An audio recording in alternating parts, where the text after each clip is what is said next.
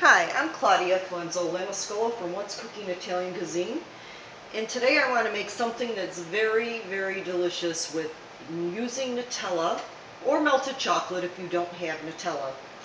What I have here are a few frozen bananas, and if you've ever had a frozen banana before, you already know that these are yummy, yummy, yummy.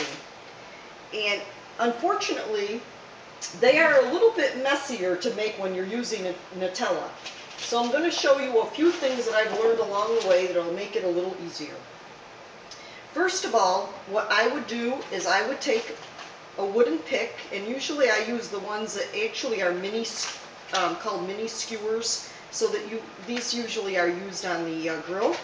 But you can find these in any supermarket, and I have them, it's a long one. These are partially frozen bananas. They're not totally frozen, but they're partially frozen.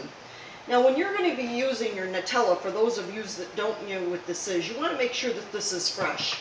I actually had a jar here that's probably a little over 6 months old that got very dry inside, and this was really, really difficult to spread. So I bought another jar to show you the difference. So I have put some in a little bit of a cup here, and what I do is I just spread this ever so evenly over the banana, and then actually put a little bit on the bottom. And you don't have to cover the whole thing if you don't want to.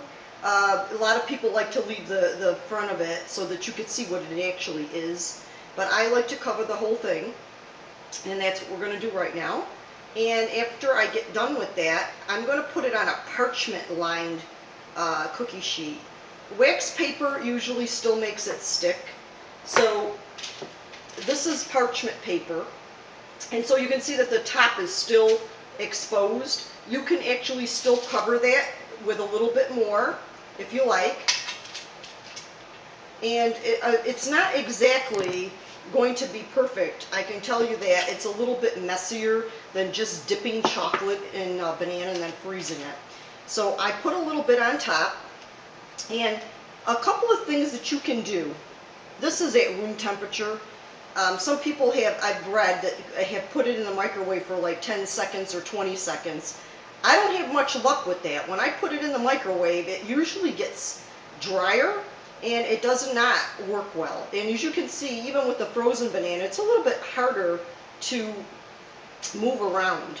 So what I suggest to do is just, you're going to have to play with it a little bit and make sure that you get it all on there. And you can, like I said, it's not that easy. I've done them with full bananas before, and I put a lot on there. So that's about as much as I would put on.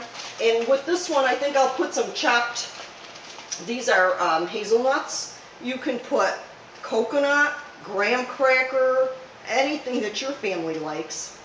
So I also dipped, I have made some chocolate, and this chocolate, of course, is going to be a lot easier to just coat the banana with. This is just a good grade chocolate. I actually went and got this, and what you can do there is just stick that on this, put the skewer, you can put as much chocolate as you like, put the skewer in the middle there, and then after I do that, I put a little bit of sprinkles on that. I mean, the kids like the sprinkles.